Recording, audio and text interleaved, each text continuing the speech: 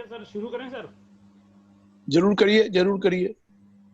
जी मेरी गलती है, लेट आ गया मैं। सर बस अटेंडीज आ रहे हैं, अटेंडीज थोड़ा सा स्टेबल हो जाएं। No problem, no problem.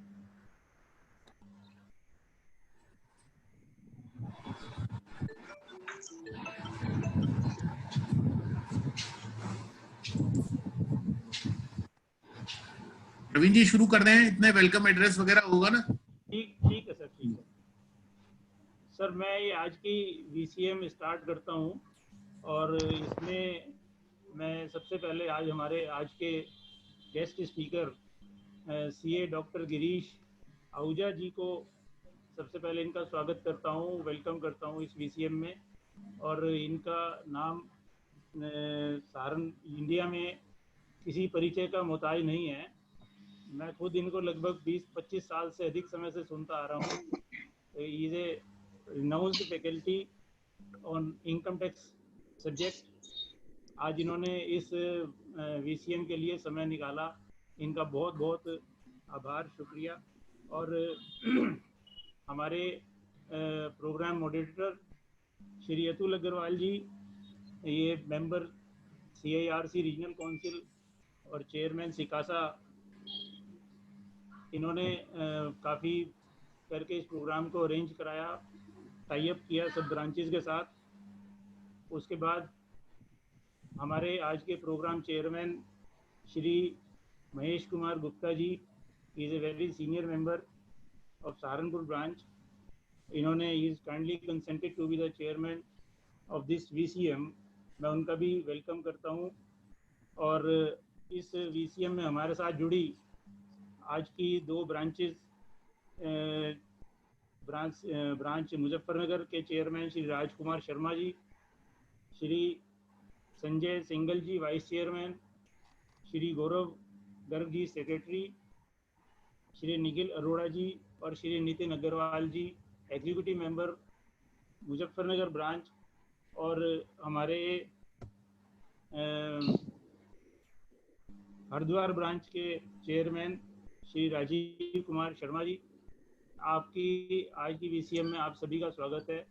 और हमारी ब्रांच के चेयरमैन श्री राजीव कालरा जी, जिनके अथक प्रयास से ये VCM आज अरेंज हो पाई है। और हमारे वाइस चेयरमैन श्री यशवंत सैनी जी, कनिका जी, और आज के सभी पार्टिसिपेंट्स, उन सबका बहुत बहुत मैं शुक्रिया करता हूँ, स्वागत करता हूँ इस आज की VCM में। आप सब लोगों के आने से VCM आज की ये सक्सेस हुई है। और इसी के साथ मैं अब माइक अनुरोध करता हूँ अपने श्री चेयरमैन साहब से, मैं भी एक वेलकम एड्रेस दें। राजीव कालरा जी। Thank you, sir. Am I audible? Yes, sir. Yes, sir. Thank you, sir. Good afternoon to all of you. Today, guest speaker, respected Dr. CA Girish Ahooja ji, CA Atul Agarwal ji, Program Moderator, Chairman Sikasa of CIRC and Regional Council Member of CIRC, Session Chairman CA Mahesh Kumar Gupta sir, Secretary Praveen Bansal ji, Vice Chairman Yashwant Saini ji, Treasurer CA Vaibhav Jain ji, Sikasa Chairperson CA Kanika Garg ji, CA Rajkumar Sharma ji, Muzaffarnagar Branch Chairman and Muzaffarnagar Branch Executive Members, CA Rajiv Sharma ji, and our dear members, I on behalf of Saharanpur, Muzaffarnagar and Haridwar Branch, welcome all of you. I am thankful to CA Dr. Girish Ahooja sir, who has given his kind consent for this VCM, and thankful to Shri C. Atul Agarwal ji, who has made efforts to hold this VCM. As we all know that there is a lot of changes in the provision of charitable and religious trust, and who other than Girish Ahooja sir can tell us better. I hope that everybody will take benefit of words of our guest speakers. With these words, I would give rest to my voice. Thank you. Jai Hind. Stay safe, stay healthy. Over to Parveen ji. जी sir जी। Sir, now I invite Shri Rajiv Sharma ji, Chairman Haridwar Branch, to give brief on the topic of VCM. Shri Rajiv Thank you, Sharma sir. ji. Thank you, sir. Respected Ahooja sir, our Sikasa Chairman, CIRC, Atul Agarwal ji, dignitaries of the CIRC and branch chairman Saharanpur, Rajiv Kalla ji, Muzaffarnagar branch chairman, Rajkumar Sharma ji, and all other panelists. I welcome you all in this VCM. And we are very grateful and fortunate that this time Dr. Ahuja is with us, and whatever word he says, that is the law, what I understand. And we, people says Sachin is the Bhagwan of cricket, but I say Ahuja is cricket is the Bhagwan of income tax. Oh yaar, bhaiya, bas karo. He has so much command over the subject, and he know everything, each and every word he can explain up to length and long length. He can explain every word. He is so much clear. He is so much knowledgeable person. We are very thankful and grateful that today we are fortunate to hear him on this subject, on the taxation of charitable trust and institutions. Personally, I feel there is only one section 11, which gives an exemption on this, but section itself is so long and so, I mean, so debatable and so much litigation in this section that it is very hard to learn this section. And every person, every officer is dealing it in its own way. Charitable trust, and this Rishikesh Haridwar is a center for charitable institutions. Most of the trust and these Mutt and all these things are here. And this time government is coming so hard for last 3-4 years on these charitable trusts and institutions that it is getting very tough to carry their activities, because sometimes they say it is charitable, sometimes they say it is not charitable. The same person will say for one institution it is charitable, another for say it is not charitable. So it is always a difficult. But since Ahuja sir is here, he will make us this subject so clear that we will have no doubt in future on this subject. So because he is here and we are very eager to listen him, so I will say that much, and everybody will be benefited by his words. Thank you very much. Over to Bansal ji. Thank you, sir. Thank you, Sharma ji. Now I invite for the introduction of speaker, Shri Rajkumar Sharma ji, Muzaffarnagar branch chairman. Please, Rajkumar Sharma ji, please. Thank you Parveen ji. जैसा कि आप सभी जानते हैं, आज के इस corona काल में हमें डिजिटल माध्यम से अपने आप को अपडेट रखना है। इसी कड़ी में आज हमारे बीच हमारे प्रोफेशन के legend icon Shri doctor Girish Ahuja ji को हमने इनवाइट किया हुआ है। उन्होंने अपना वैल्यूएबल टाइम हम लोगों के लिए निकाला है और मेरा सौभाग्य है कि उनका बायोडाटा मुझे ब्रीफ में आपसे शेयर करने का मौका मिला है। तो मैं आपसे बताना चाहता हूँ कि डॉक्टर साहब का जन्म 1946 में हुआ था। उसके बाद उन्होंने बीकॉम 1965 में Shri Ram college of commerce Delhi university से पास किया है। उसके बाद एमकॉम की मास्टर डिग्री जो कॉमर्स की होती है वो उन्होंने श्री राम कॉलेज दिल्ली यूनिवर्सिटी 1967 में प्राप्त की है और चार्टर्ड अकाउंटेंसी उन्होंने 1970 में पास किया है और वे दोनों इंटर फाइनल में रैंक होल्डर रहे हैं।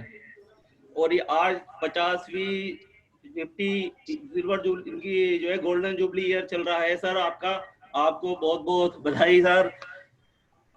उसके बाद यदि आप हमारे बीच होते तो सर हम आपको खड़े होकर अभिनंदन करते। अरे सर ठीक है, बहुत अच्छा, आप लोगों की बस ठीक है, आशीर्वाद ठीक है। 50 साल प्रोफेशन में आप हुए हैं सर, ये बहुत बड़ी बात है सर हमारे लिए। सर आपने पीएचडी की faculty of management study Delhi university in the year of 2009 में प्राप्त की है। एंड उसके बाद में आपकी जो प्रोफेशनल अचीवमेंट है उसके बारे में बताना चाहता हूँ। You are a practicing chartered accountant mainly in the field of direct tax. You are nominated by Government of India as member of Task Force for Redrafting Income Tax Act and New Income Tax Law, and report thereto was submitted to the Finance Ministry last year in 2019. You are nominated by the Government of India as independent director to the Central Board of Directors of State Bank of India for 2 terms. You are nominated by the government with the approval of the Supreme Court to the Board of Directors of Unitech Limited. You are appointed as independent director in many companies. You nominated member of High Power Committee constituted by the Government of India under the chairmanship of Justice A.B. Shah, Chairman of Commission, to look into issue of applicability of MAT provision in case of foreign companies and FFI and other related direct tax issues. You author over 25 books on direct tax, both student and professional, including direct tax, बस करो यार issue of income tax, wealth tax, ready tax, etc. You are consultants on tax matter on various industry and non-profit making organization. You have delivered more than 3,500 lectures on various topics of direct tax organized by ICI, ICSI, Chamber of Commerce, Management Institute, various other organizations, etc. You patron of Tax Law Education Society, non-profit voluntary organization with the main objective to educate general public profession on taxation, law and allied matter. You are president of Sri Ram College Alumni Association for last 20 years. Thank you, sir. आपका मुझे सौभाग्य मिला है आपका बड़ा बनने का. Thank you, sir. धन्यवाद धन्यवाद sir. Over to Parveen ji. Sharma ji, हमारे लर्नेड गिरीश जी का बायोडाटा तो बहुत लंबा है, इसको तो पढ़ने में जितना इतना टाइम लगा दिया, इससे भी ज़्यादा टाइम लग सकता है. लेकिन आज क्योंकि अब ये VCM जो होती हैं ये बड़ी टाइम बाउंड प्रोग्राम होता है, तो अब मैं रिक्वेस्ट करता हूँ अपने प्रोग्राम मॉडरेटर श्री अतुल अग्रवाल जी से कि वो सेशन की शुरुआत करें और ओपनिंग रिमार्क्स दें सेशन चेयरमैन के द्वारा. Thank you Praveen sir. Respected Bhishma Pitamah और of direct taxes doctor Girish Ahuja ji, जो हमारे सबके पूजनीय हैं, and managing committee members of all 3 branches and the attendees. As of now, sir, 212 members are there who are attending this program. So without taking much of the time, I request CA Mahesh Kumar Gupta ji, as CA Mahesh Gupta ji is a senior member and a session chairman of the today's session. So I request CA Mahesh Kumar Gupta ji for his opening remark, and after that we may start the session with the respected Dr. Girish Ahuja sir. And sir, we have good number of questions. So I request you कि 15-20 minute हमको last में questions करेंगे. आपका time कितना है ये बता दीजिए. सर टाइम के लिए हमारी कोई लिमिट नहीं है सर. आपके साथ तो ये परवीन बंसल जी को कह रहे थे कि इसमें एक टाइम नहीं सर, आपके लिए कोई आपके साथ कोई टाइम की लिमिटेशन नहीं है सर. हम एक्सटेंड कर लेंगे सर उसको. चलिए जी sir. So over to CA Mahesh Kumar Gupta ji. Thank you Atul ji. On behalf of the thank you Atul ji. On behalf of Saharanpur Muzaffarnagar Haridwar branch, we extend a hearty welcome to our respected speaker Dr. Girish Ahuja ji. We are thankful to him for giving his time in this webinar. He has been to Saharanpur on several occasions and we are lucky that today also he is here in this webinar. Because सभी speakers ने पहले बहुत कुछ कह दिया है, इसलिए ज़्यादा टाइम ना लगाते हुए I request Dr. Girish Ahuja ji to please start his deliberations. Thank you. Good afternoon to everyone.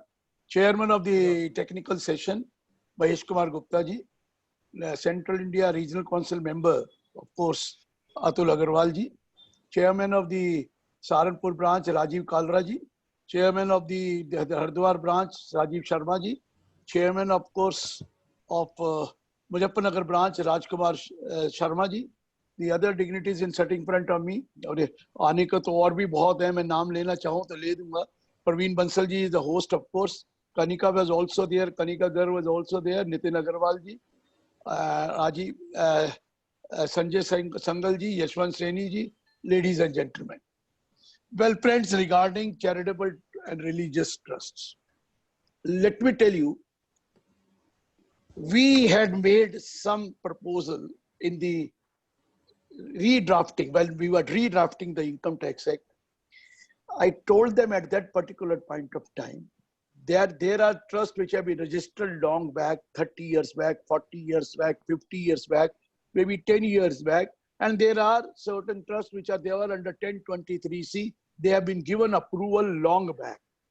Now, when the scrutiny assessment comes, the AO asks for a certificate of registration or certificate of approval, but they don't have that. Either it has been stolen or it has been misplaced. And if you go to the department also to ask for a copy of the certificate, it is not traceable there also. So the suggestion was made, why not everyone who is registered under 12AA or who has got approval? What is the difference between approval and registration? I'll tell you. Who has got approval under 2023C, why not let them, ask them to apply again? Once again, they should apply for re-registration or re-approval in a simplified form.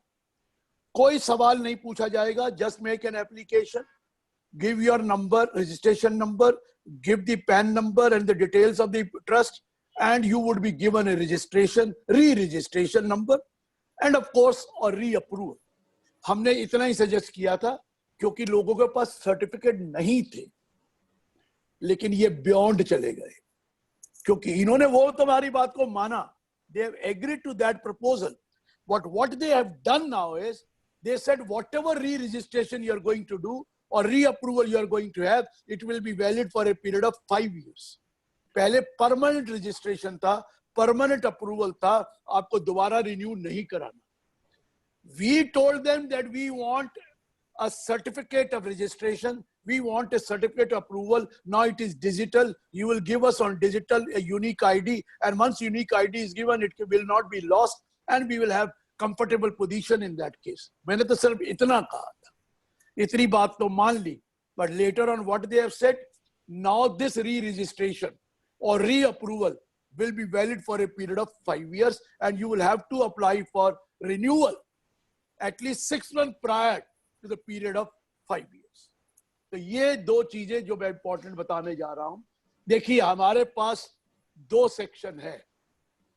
किसी ने बोला था कि section, Rajiv Sharma ji ने कहा था we have only one section 11. ऐसा नहीं है. We have section 11 and 1 for exemption, and we also have section 1023C. 1023C limited institutions के लिए, limited charitable institutions के लिए. सेक्शन 11-12 में तो चैरिटेबल पर्पस के लिए है एंड इवन रिलीजियस ट्रस्ट के लिए. पहले मैं एक को बैकग्राउंड बताऊं फिर अमेंडमेंट बताऊं. देखिए section 215 talks about what is a charitable purpose. It says charitable purpose include relief to the poor, relief to the poor, education, yoga, medical relief, preservation of environment, including watershed, forest and wildlife, preservation of monument and any other place of importance, and advancement of any other object of general public utility. इतनी बड़ी definition है charitable purpose की. Religious की कोई definition नहीं है. Religion तो होता ही प्रोपोगेशन ऑफ रिलीजन है, तो उसकी कोई डेफिनेशन नहीं है, लेकिन इसकी डेफिनेशन है. तो ये इतना बड़ा, हाँ वो ठीक है. Advancement of charitable, advancement of any other object of charitable purposes में अगर आप होंगे तो it will said there is a proviso there, provided that advancement of charitable purposes will not be called a charitable purpose if it involves an activity of carrying on any trade, commerce or business, or an activity of rendering any service to trade, commerce or business, whether for any consideration or for fee or for any other remuneration. याद है यही था, लेकिन उसमें एक further provided था, further provided that it will not be called called for non-charitable purposes if the donation received, income from commercial activity, receipt from commercial activity does not exceed 20% of the total receipt. यही लिखा था कि अगर तो आप पहली में हैं, क्या you are under relief to the poor, education, medical, yoga, preservation of environment, preservation of monument, तो यहाँ पर कोई दिक्कत नहीं है. यहाँ आप incidental business कर सकते हैं, कोई दिक्कत नहीं. लेकिन if you are registered under advancement of any other object of general public utility, तो उस केस में commercial activity allowed है, but maximum receipt from that commercial activity should be 20% of the total receipt. The moment it crosses 20% total receipt, आपको exemption नहीं देंगे. ये और religion तो होता ही रिलीजन. लेकिन एक और हमारे पास सेक्शन है 1023C. जरा ध्यान से सुनना, उस सेक्शन के बारे में भी मैं आपको बता दूं. There is section called 1023C 3IAB, 1023C subclause 3IAC, 1023C subclause 3IAD, section 1023 subclause 3IAE, section 1023C IV, section 1023C V, and section 1023C VI and VIA. जरा इनको सबको आता है, लेकिन आपको क्लासेस नहीं आती होंगी, सब क्लासेस नहीं आती होगी, लेकिन आपको आता है. ये मैं बता दूं क्या है. Section 1023C 3IAB. Income of a university or educational institution not for making any profit but for imparting education shall be fully exempt if it is wholly or substantially financed by the government. Wholly or substantially financed. Similarly, 3IAC, income of hospital or a medical institution not for making any profit but for philanthropic purposes shall be fully exempt if it is wholly or substantially financed by the government. Substantially financed का मतलब था more than 50% grant is coming from government. More than 50% grant is coming, और every year देखना है 50%. एक साल नहीं, हर साल 50% जिस साल आएगी वो बात. अब इन दोनों के लिए कोई कंडीशन नहीं है. रजिस्टर अप्रूवल के लिए कोई कंडीशन नहीं है. ऑडिट के लिए भी, tax audit under income tax नहीं है, कोई कंडीशन नहीं है. 85-15% के लिए only one condition, return of income is mandatory as per section 9 subsection 4C. Return mandatory है और कोई कंडीशन है ही नहीं. अगर आप यूनिवर्सिटी और एजुकेशनल इंस्टीट्यूशन है not for making profit but who are substantially financed by the government और wholly financed by the government. इसी तरह हॉस्पिटल का है. अब 3IAD, 3IAE, income of a university or educational institution not for making any profit but for imparting education whose gross receipt does not exceed 1 crore. 1 crore से ज्यादा नहीं है gross receipt. या income of a hospital or medical institution not for making any profit but philanthropic purposes whose gross receipt does not exceed 1 crore.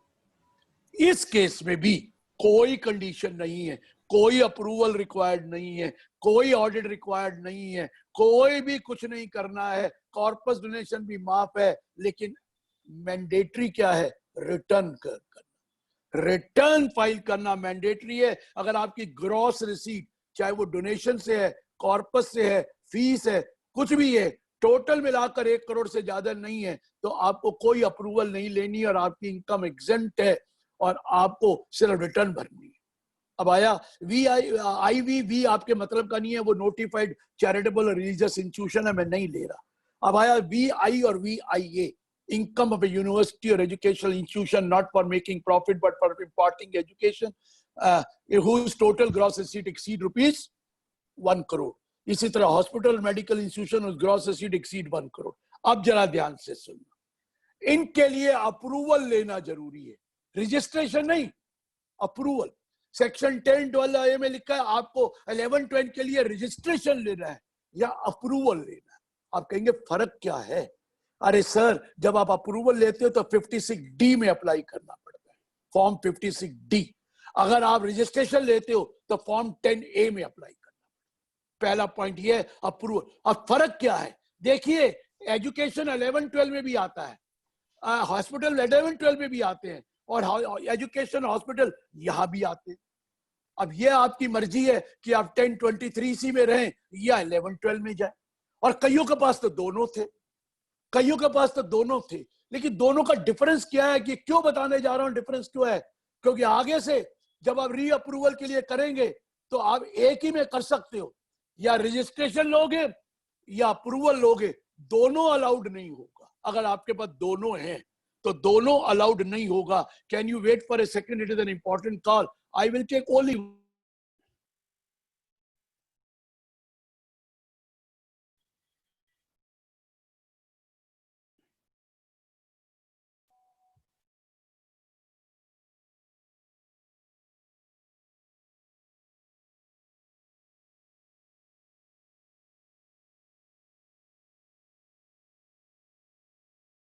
Sorry, it was an important call, so I had to do that. हाँ, मैंने ये कहा, you may be holding both approval under section 1023C and also you may be having registration under 12AA. If you're holding one, there is no problem. If you're holding both, you will have to decide which one you want for future, either 1023C or 12AA. This decision has to be taken by educational institutions, universities, hospital or medical institution and not other. बाकी तो है ही उसमें 11, 12 में. Now you have to take. Now you will ask me what is the difference between the two. अब जरा ध्यान से सुनिए क्योंकि आपने decision लेना है. Let me explain. Number one, when you have a registration under 12AA, what happens is when there is a scrutiny assessment, during the course of scrutiny assessment, if the assessing officer finds that you are misusing the object for which you were established, or you are not keeping the money under 11.5, or you are not following the object, or you are misusing the fund, the AO, assessing officer, may not give you exemption for that year. He may not give you exemption under 11.12 for that year. But if you have 1023C and you have filed a return and there is a scrutiny assessment, AO cannot refuse you exemption. AO mana nahi kar sakta. What will happen? AO will have to prepare a report and write to the Commissioner of Income Tax who has given an exemption. Usko bolega, kindly withdraw their approval. AO apne aap nahi keh sakta. AO will prepare a report, send it to the Commissioner exemption that he is misusing the funds or he is not following the object, kindly withdraw their approval. The assessee will be given an opportunity of being heard. After giving an opportunity of being heard, the assessee, the Commissioner of Income Tax will decide whether to withdraw that approval or not to withdraw the approval. If he withdraws the approval, AO will not give you exemption of that year. If he does not withdraw the approval, AO will be duty bound to give you the exemption. मेरा मतलब ये हुआ कि 11-12 में तो AO को power है कि आपको exemption दे या ना दे क्योंकि वो देखता है आप misuse कर रहे हैं. लेकिन 1023C में AO के पास पावर नहीं है. AO को लिख के भेजना पड़ेगा कमिश्नर को कि इसकी अप्रूवल विड्रॉ कर दीजिए और अप्रूवल विड्रॉ करके इनको प्लीज इनको हमें टैक्स लगाना है. ये पहला डिफरेंस है. अब दूसरा डिफरेंस ध्यान से सुनना, ये बहुत इंपॉर्टेंट है लेकिन इसको मैंने डाइल्यूट करा दिया है, आपके फायदे का करा दिया. Up to 31 March 2020 corpus donation in case you are approved under 1023C was not exempt. Corpus donation माफ नहीं थी. Voluntary contribution with a specific direction that it will form part of the corpus of trust was not exempt under 1023C, meaning thereby you had to spend 85% and you could accumulate only 15% per year. Corpus माफ नहीं थी. हाँ, if you are registered under 12AA, corpus donation is exempt under 11 subsection 1 clause D. वहां पूरा माफ था, लेकिन यहां माफ नहीं था. यहां माफ नहीं था. लेकिन रुकिए, जब इन्होंने कहा कि आपको एक ही जगह अप्लाई करना है तो मैंने जाके उनको कहा क्या कर रहे हैं सर, कोई भी 1023C में आएगा ही नहीं क्योंकि उनको कॉर्पस डोनेशन माफ नहीं है. वो तो सारे 12 में आ जाते हैं क्योंकि वो कहते हैं हमारे पास तो दोनों थे. लेकिन अब क्या किया है, दे हैव इंसर्टेड एक्सप्लेनेशन. ये नया अमेंडमेंट है. They have inserted explanation under 1023C proviso 3rd to 1023C. They have inserted an explanation saying that corpus donation on or after 1st April 2020 shall also be exempt if you are approved under section 1023C. आप exempt होंगे 1023C में अगर आपको approval मिली हुई है, जो पहले नहीं था 1st April 2020 के बाद. तो अब तो ये लेवल प्लेइंग फील्ड हो गई. वहां पर भी कॉर्पस माफ है, यहां पर भी कॉर्पस माफ. But wait, there is one explanation given under section 11.1. What is that explanation? The explanation says that there is an income which you have taken into your income and expenditure account because you are following mercantile system of accounting. Income has been taken, but it has not been actually received. And you give an undertaking on Form 9A that I'll spend this income in the year in which I receive it or year following that. मैं example देता हूँ. Suppose you have 1 crore with you, you go for a FDR of 1 crore for 5 years. 5-year FDR compound interest. In the first year, let's say 6 lakh interest has come, but it has become accrued, but it has not been received. It will be received only in the 5th year, but it has become accrued.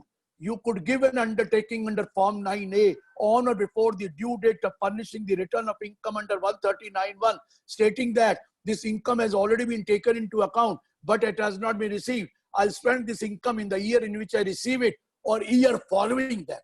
If you do that, it is treated as deemed application of the current year. वो current year की deemed application मानकर आपको exemption दे देते हैं, लेकिन 6th year में जाकर फिर देखेंगे कि आपने वो पैसा खर्च किया कि नहीं किया. अगर नहीं करेंगे तो उस साल की वो इनकम मान ली जाएगी. उस साल की 6वें साल की तब 15% ही देंगे, 6वें साल की इनकम मानी जाएगी. ये 9A फॉर्म भरना पड़ता है ड्यू डेट से पहले. एक और भी क्लॉज है उसमें ड्यू डेट से. क्या? If you can't spend that income for any other reason, किसी और कारण से आप वो इनकम स्पेंड नहीं कर सके, तो you can give an undertaking under Form 9A before the due date of return that I will spend that income next year. मैं अगले साल खर्च कर दूंगा. तो भी ये डीम्ड एप्लीकेशन मानकर आपको इस साल एग्जेम्पशन मिल जाती है और अगले साल आपको खर्च करना होता है, और अगले साल अगर आप खर्च नहीं करेंगे तो अगले साल की इनकम मान ली जाती है. ये जो एक्सप्लेनेशन 9A वाली है, ये 1023 से में अभी भी नहीं है. मतलब अगर आपको अप्रूवल मिली 1023C में, तो आपको प्लीज नोट, आपको ये नहीं लिख के दे सकते कि income is accrued, I have not received it, I will apply in the year. Form 9A इसके लिए नहीं है. ये अभी भी यही रहे. और सेकंड, आप ये भी नहीं लिख के दे सकते I will spend it next year. ये लिख के नहीं दे सकते. ये 11 और 12 में लिख के दे सकते हैं, इसमें लिख के नहीं दे सकते. तो ये डिफरेंस अभी भी है. अगला डिफरेंस आपको पता है कि अगर 1023C में है तो ऑडिट रिपोर्ट 10BB में जाती है. अगर आप 11-12 में है तो ऑडिट रिपोर्ट 10B में जाती है. 10B में जाती है. तो ये डिफरेंसेस हैं. अब आपको डिसाइड करना है कि अगर आपके पास दोनों हैं तो आपको एक लेना है, या 1023C या 11-12 का 12AA अब 12AB हो गया है. You will have to do that, and if you do it, kindly note, बाकी तो level playing field हो गया. ये वाला we will spend it next year or we will spend it in the year in which I received a year following that, वो नहीं मिलेगा. तो ये ध्यान रखना. लेकिन हर आदमी को अब सुन लीजिए, आपको अप्लाई करना है if you are already registered और approved. कब तक अप्लाई करना है मैं डेट बताता हूं. लेकिन you might be registered 6 months back, you might be registered 1 year back, you might be registered 20 years back, you might be registered 140 years back. Doesn't make any difference. Everyone has to apply again in a simplified form, yet to be notified. ये notify होगा. A simplified form में apply कर दीजिए for re-registration. अगर 1023C में है तो simplified form for re-approval. वो फॉर्म अभी आया नहीं है. हमने डेट एक्सटेंड करवा दी है. वैसे तो शुरू हो गया था कि 1 जून से अप्लाई करिए और लास्ट डेट 31 अगस्त थी, लेकिन ये अब एक्सटेंड हो जाएगी. लॉ में आएगा, अमेंडमेंट आएगा, लेकिन बात बता दिया है कि this has been extended to 31 December. अब आप अप्लाई 1 अक्टूबर से पहले कर नहीं सकेंगे. 3 महीने का टाइम है. You can apply from 1 October 2020 in a simplified form, yet to be notified, and it is only an intimation. कुछ नहीं है, intimation है, और आपको 1 महीने के अंदर अंदर री रिन्यूअल हो जाएगा और री रजिस्ट्रेशन हो जाएगा. ये सबको करना है. मैं बार बार बोल रहा हूं, नहीं किया तो आप डी रजिस्टर्ड माने जाएंगे. 31 दिसंबर तक नहीं किया, मुझे मत कहना कि सर आपने बताया नहीं 31, पर ये 31 दिसंबर तक इंतजार मत करते रहना. हमारी तो आदत है लास्ट मिनट में काम करने की. अक्टूबर से आप अप्लाई कर सकते हैं. सो लास्ट मिनट में मत जाना, अप्लाई करना शुरू कर देना अक्टूबर के बाद, और दिसंबर तक जो भी हो जाएगा आपको हमें उसकी री रजिस्ट्रेशन, री अप्रूवल एक यूनिक आईडी के साथ मिल जाएगी. लेकिन अब जो ये री रजिस्ट्रेशन हुआ या री अप्रूवल हुआ, this will be valid for a period of 5 years, and you will have to apply for renewal of this registration or renewal of this approval at least 6 months prior to the completion of the period of 5 years. 5 साल से पहले, 4.5 साल से पहले आपको apply करना ही पड़ेगा for renewal of registration और रिन्यूअल ऑफ अप्रूवल।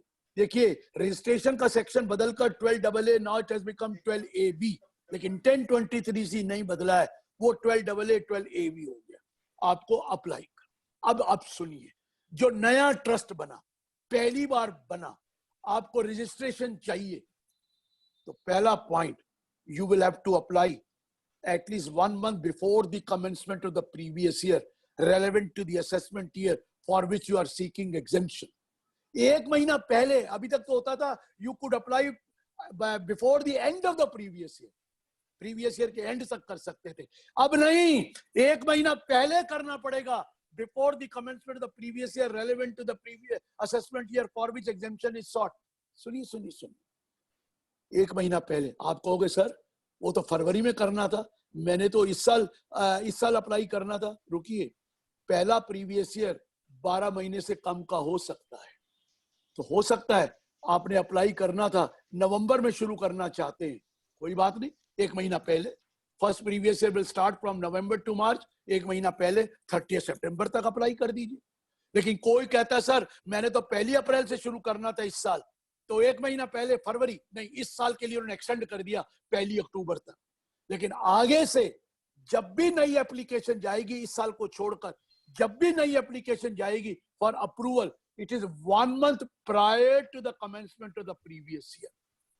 लेकिन मैंने आपको बताया first previous year can start between the financial year, तो उसका 1 महीना पहले अप्लाई कर। अब ध्यान से सुनना, जो भी एप्लीकेशन जाएगी नए अप्रूवल की, वो अब आपको जो रजिस्ट्रेशन मिलेगा या अप्रूवल मिलेगा वो प्रोविजनल रजिस्ट्रेशन होगा या प्रोविजनल अप्रूवल होगा।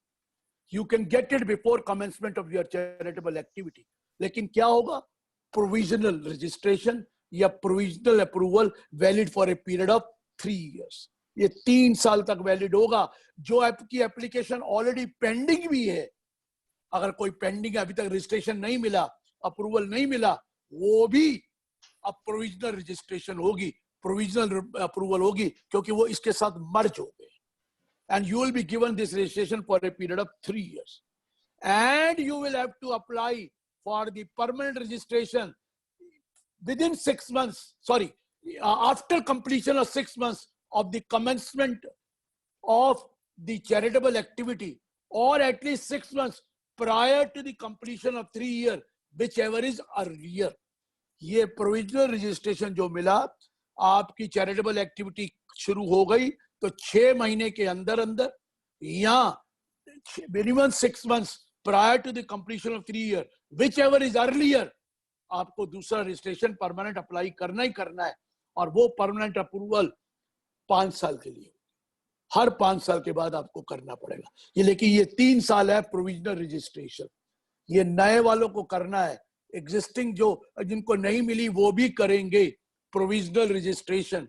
इस साल 1 अक्टूबर तक कर दीजिए, हर साल 1 month before the commencement of the previous year है। और पहले साल अगर आप ड्यूरिंग द ईयर करेंगे तो आप 1 महीना पहले अप्लाई कर दीजिए, और वो फॉर्म में अप्लाई करिए, फॉर्म 10A और 56D दोनों पॉसिबल है, तो आपको रजिस्ट्रेशन मिल जाएगी। एक और चीज, अगर कोई आपने ऑब्जेक्ट को मॉडिफाई किया which are contrary to the object for which you were registered, then you will have to apply for fresh registration or fresh approval within 1 month of the modification of the object or modification of your object। दोबारा apply करना पड़ेगा 1 महीने के अंदर, पूरी की पूरा दोबारा अप्लाई कर। ये तो एप्लीकेशन देनी है जो मैंने बता दिया सबको, जितने भी रजिस्टर्ड हैं। मैं बार बार बोल रहा हूं, 31 दिसंबर लास्ट डेट है, स्टार्टिंग डेट 1 अक्टूबर 2020 है। सिंप्लीफाइड फॉर्म अभी आएगा, अप्लाई कर दीजिए, उसमें अपना रजिस्ट्रेशन नंबर या अप्रूवल नंबर डाल दीजिए, आपको रजिस्ट्रेशन या अप्रूवल मिल जाएगी। डिसाइड ये करना है कि आपको अप्रूवल रखनी है कि रजिस्ट्रेशन रखनी है, दोनों का डिफरेंस मैंने आपको बता दिया है। लेकिन कई बार आप बाद में सोचते हैं यार मुझे रजिस्ट्रेशन नहीं अप्रूवल चाहिए, तो रजिस्ट्रेशन सरेंडर करके अप्रूवल ले लीजिए, एक बार अलाउड है, एक बार अलाउड, या अप्रूवल सरेंडर करने के रजिस्ट्रेशन ले लीजिए। रजिस्ट्रेशन जरूरी है, चैरिटेबल ट्रस्ट की भी रजिस्ट्रेशन जरूरी है।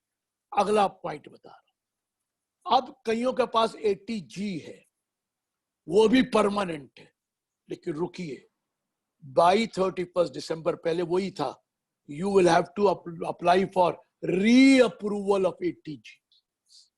आपको भी इसके लिए भी री अप्रूवल अप्लाई करनी है, चाहे आपके पास ऑलरेडी है। री अप्रूवल ऑफ 80G, री अप्रूवल कब तक?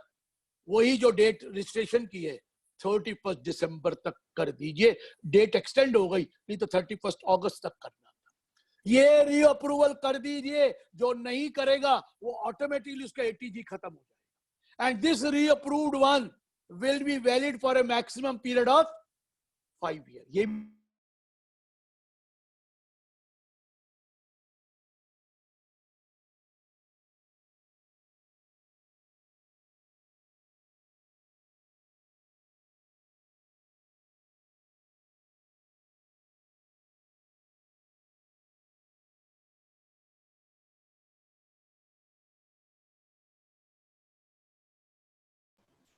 शरद जी, हाँ जी, ये डॉक्टर साहब की म्यूट हो गया है वीडियो भी, या हमारे पार्ट पर है? नहीं तो नहीं है। डॉक्टर साहब के पार्ट पर हुआ है। सर लॉग ऑफ हो गए हैं सर। अच्छा अच्छा, एक बार कम्युनिकेट कर लीजिए। आ जाएंगे दोबारा। ठीक।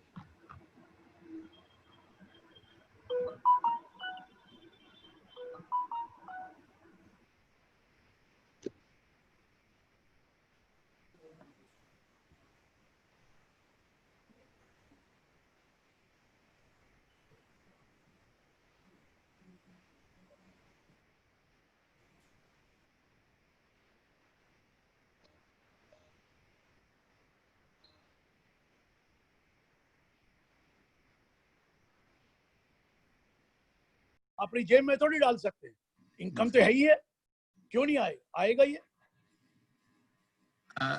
Now, sir, another question: if there is any change in the trustees, will it impact the status of a trust, or इसकी? It depends upon the trust deed.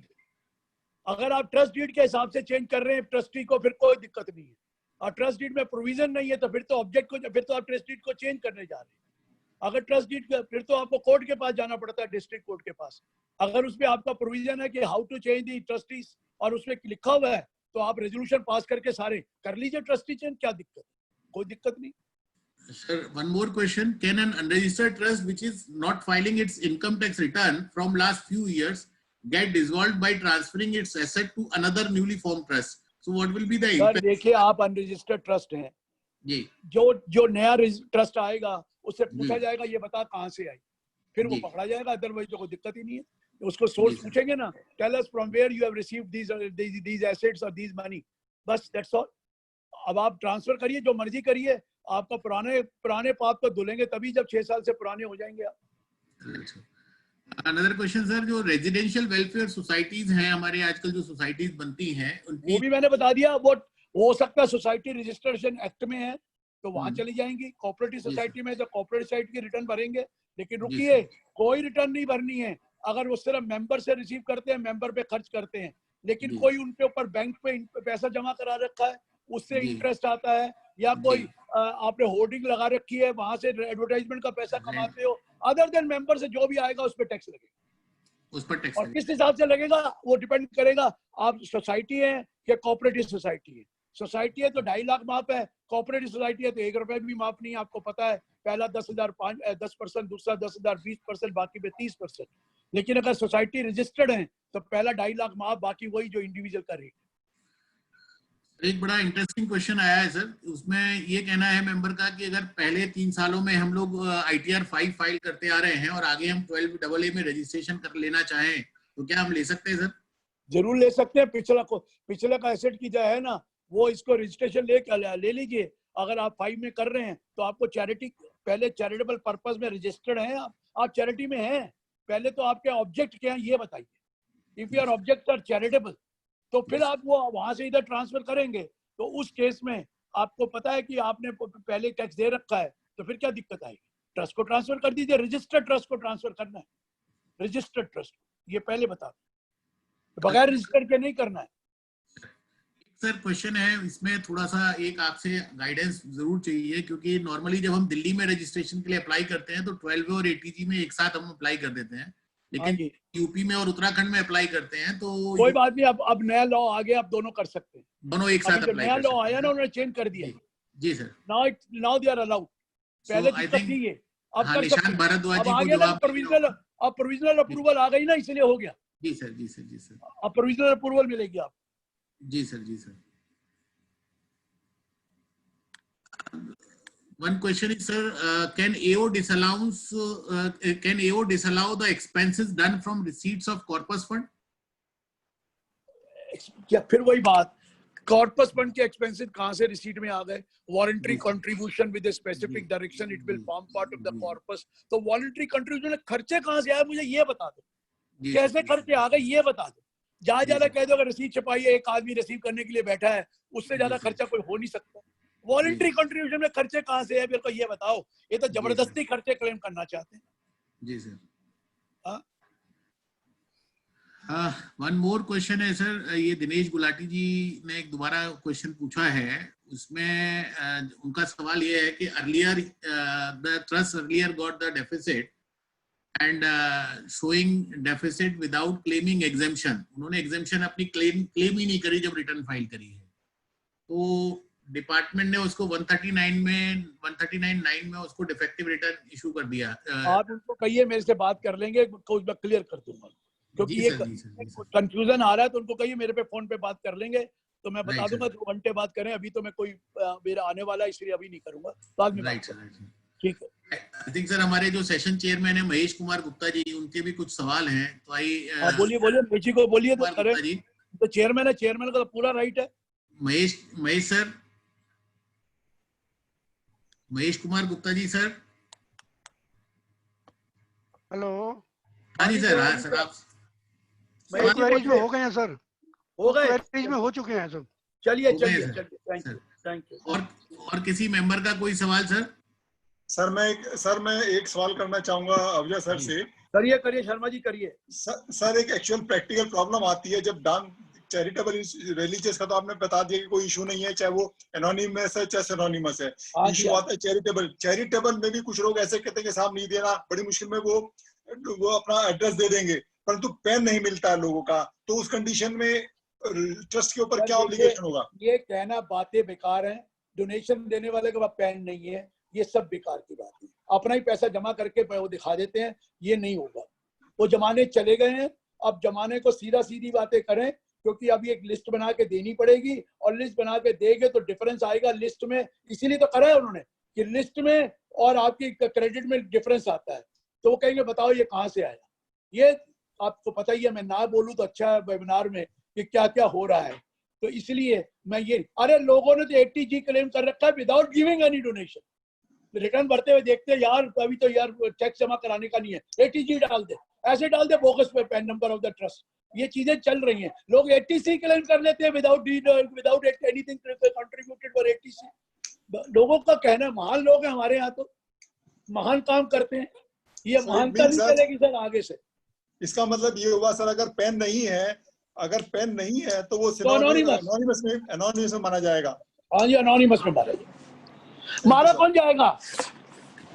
जाएगा?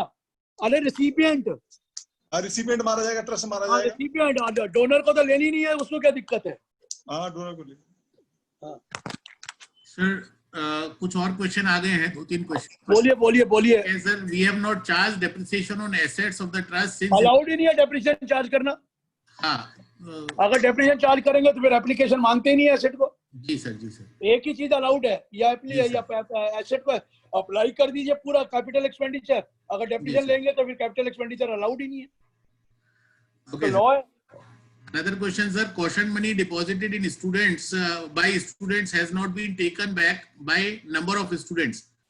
तो उसकी इनकम मान लीजिए जब नहीं लेते तो। Otherwise, जिस साल वो ड्यू होती है नहीं लेते तो इनकम मान लीजिए, और क्या है, और अप्लाई कर दीजिए उसको। अभी तक तो आपने उसको एडवांस दिखा रखा था, और जब वो खत्म हो गई तो इनकम मानकर उसको फिर आप अप्लाई कर दीजिए, खत्म। एक और क्वेश्चन है sir, if expense and loan repayment and interest exceeds 100%, क्या दोबारा बोलिए sir, loan repayment and interest exceeds 100%, but expense is less than 85%. It will be application. It will be treated as an application. Sir एक चीज बताओ, पहला point तो मैं एक चीज आपको बताऊं, मैंने कहा loan repayment is an application, जी sir, interest is also application. ये 85 की लिमिट में आता है, ये 85 में आता है इसमें। लेकिन एक कई लोग बड़े मजेदार सवाल पूछते हैं, सर देखिए मेरे पास 1 करोड़ रुपए 10 करोड़ रुपए आया, मैंने 9 करोड़ रुपया खर्च कर लिया, तो क्या मैं 1.5 करोड़ रुपया एक्यूमुलेट कर सकता हूँ? 1.5 कैसे कर सकता है भाई? तू तेरे पास तो 9 करोड़ खर्च कर दिया, बचा ही 1 करोड़ है, तो 15% कैसे कर लेगा? 15% तो तब है जब 85 से कम खर्च किया या 85 किया। अगर आपने 95% खर्च कर दिया तो आप एक्यूमुलेट तो 5 ही कर सकते हो, 15% थोड़ी कर सकते हो। आप मेरी बात को समझ रहे हैं? लोग ये सोचते हैं कि 85 तक करेंगे तो पूरा माफ है, 15 एक्यूमुलेट हो गया, 80 करेंगे तो 80 और 15 वो और 5 का टैक्स दे दो। अगर 90 करो तो 10 ही एक्यूमुलेट करोगे, ये नहीं है कि आप 15 करोगे एक्यूमुलेट। एक सर वो ITAT वाले डिसीजन के लिए आप बता रहे थे जो मल्टीपल, अरे वो मैं बता दूंगा यार, मेरे दिमाग से एकदम निकल गया, कोई लोग आ गए हैं और कोई क्वेश्चन नहीं है तो बताओ। मेरी डॉटर भी आ गई, मेरे ग्रैंड चिल्ड्रन भी आ गए। जी सर, जी sir, they are sitting in front of me now. तो मैं सारे मेंबर्स को रिक्वेस्ट कर रहा हूं कि मैं सर से वो केस लॉ लेकर के I will forward it to the branch chairman, all the branch. वो ट्राइब्यूनल की जजमेंट है, ट्राइब्यूनल की, ITAT की जो वैसे तो मेरी किताब में लिखी हुई है लेकिन अब ध्यान नहीं आ रहा इस वक्त। जी सर, जी सर, जी सर। तो सेशन चेयरमैन हमारे साथ है, कोई और रिक्वेस्ट और है सर?